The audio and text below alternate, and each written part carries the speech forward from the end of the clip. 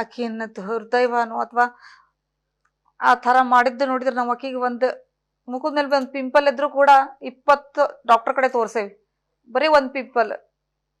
ಅಂಥದ್ದು ಅವನು ಆ ಥರ ಕ್ರೂರವಾಗಿ ಸಾಯಿಸ್ಯಾನಂತ ನೋಡಿದ್ರೆ ಹೇಳಿದ್ರೆ ಅವನು ನನ್ನ ಕೈಯಾಗ ಸಿಕ್ಕರೆ ದೇವರಾಣಿಗೂ ನಾನು ಕೊಚ್ಚಿ ಕೊಚ್ಚಿ ಕೊಚ್ಚಿ ಕಲ್ತ್ಕೊಳ್ತೇನೆ. ಮತ್ತು ಅಷ್ಟು ನನಗೆ ಒಳಗೆ ತ್ರಾಸ ಆಕೈತಿ.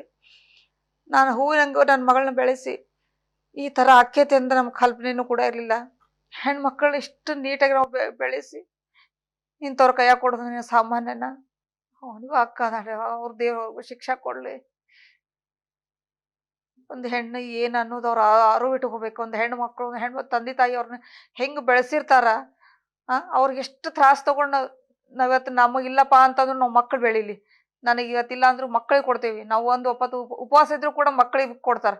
ಅಂಥ ನಮ್ಮ ಸಂಸ್ಕೃತಿ ಒಳಗೆ ಇಂಥ ನೀಚರು ಅದಾರ ಅಂತಂದ್ರೆ ಅವ್ರನ್ನ ಏನು ಮಾಡ್ಬೇಕು ಹೇಳಿ ನನಗೆ ಅರ್ಥ ಆಗೋದು. ಅವ್ರ ಅಕ್ಕಂಗಿಯರಿಗೆ ಹಿಂಗೆ ಮಾಡ್ತಾರೆ ಅವ್ರ ಮನೆ ಒಳಗೆ.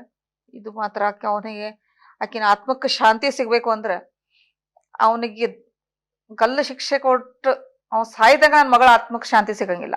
ನಾನು ಇಷ್ಟು ದೊಡ್ಡ ಶಕ್ತಿಯಾಗಿ ಇಷ್ಟು ಎಲ್ಲಾ ರೀತಿಯಿಂದ ಎಲ್ಲಾ ಸಮಾಜದ ಜೊತೆಗೆ ಬೆರೆತ ಅನ್ನೋನ್ವಾಗಿ ನಾ ಯಾವ ರೀತಿ ಇದೆ ಅದೇ ರೀತಿ ಆಕಿ ಬೆಳೆದಿದ್ಲು.